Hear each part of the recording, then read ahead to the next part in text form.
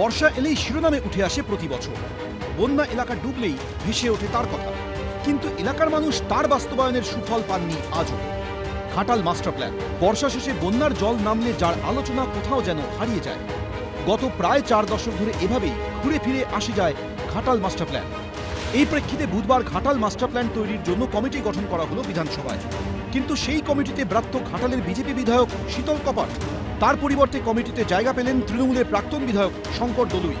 কমিটিতে আছেন ঘাটালের পার্শ্ববর্তী সমস্ত বিধানসভার শাসক বিধায়করা। কিন্তু বিজেপি কেন বাদ? মন্ত্রী যখন বিধানসভায় কমিটির নামের তালিকা পড়ছিলেন, সেই সময় বিজেপি বিধায়করা কেউ এ নিয়ে প্রশ্ন করেননি। পরে অবশ্য রাজ্যকে নিশানা করেছেন বিরোধী দলনেতা। মানস ভূঁইয়ার একটা পৈতৃক সম্পত্তি পেয়েছেন বুদ্ধবাবুকে, এই Mamata Banerjee and her company, ওরা আমরা বলতো না, ওরা একটা ভদ্রলোক ছিলেন, স্লিপ অফ টাং হতে পারে বা যেভাবেই হোক উত্তেজিত হয়ে বলে ফেলেছেন হয়তো, তাকে ক্যাশ করে অনেকদিন মমতা ব্যানার্জিরা খেয়েছে। এই মানস ভূঁইয়াদের পরিণতি সিপিএম এর থেকেও খারাপ হবে ভবিষ্যতে। এটা সরকারি সিদ্ধান্ত, এটা আমাদের সিদ্ধান্ত, আমরা ঘোষণা করেছি। ঘাটালের বিধায়ক তো সবসময় বিরোধিতা করে যাচ্ছেন, বিক্ষুব্ধ তিনি কাজ করছেন। তিনি তো একদিনের জন্য হাত বাড়াননি কোনো কাজের জন্য। তার দলের সরকার কেন্দ্রে আছে, একটা পয়সা আনার জন্য কোনো সহযোগিতা করেননি। এর উত্তর ঘাটালের জনগণ দেবে। বিশেষজ্ঞদের মতে ঘাটাল মাস্টার প্ল্যান কার্যকর হলে বহু বছরের এই দুর্ভোগ এড়ানো সম্ভব হতো।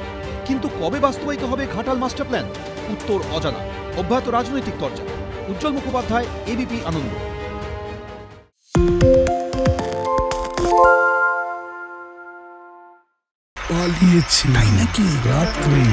বাংলা গুজব চায় না, বাংলা খবর চায়।